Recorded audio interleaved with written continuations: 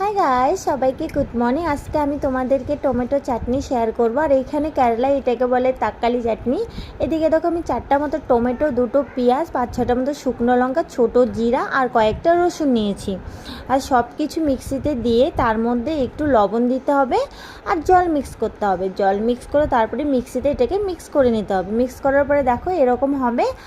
আর guys দেখো এইদিকে আমি কড়াইয়ের ডাল, সর্ষে, কারি পাতা, 2টো শুকনো লঙ্কা নিয়ে নিয়েছি টমেটো চাটনিটা বানানোর জন্য। এদিকে কড়াইয়ে তেল দিয়েছি আর এগুলো একটু ব্রাউন করে নিয়ে টমেটোর যে পেস্টটা আছে ওটা দিয়ে দেবো। আর টমেটো পেস্টটা গাইস অনেক টাইম ভাজতে হবে, যত টাইম না ওর গায়ে জলটা শুকিয়ে যাচ্ছে। যখন জলটা শুকিয়ে যাওয়ার পরে একটু লালচে লালচে হয়ে যাবে, একটু তেল তেল আসবে, তখন আমাদের চাটনিটা কমপ্লিট। দেখো এখন দেখো জলটা শুকিয়ে গেছে আর টমেটো চাটনিটা হয়ে গেছে। আর এদিকে আমি ধোসা বানাচ্ছি। আর তোমাদের টমেটো চাটনি বা তরকারি চাটনির রেসিপি কীরকম লাগলো? ভালো লাগলে থাকে লাইক, কমেন্ট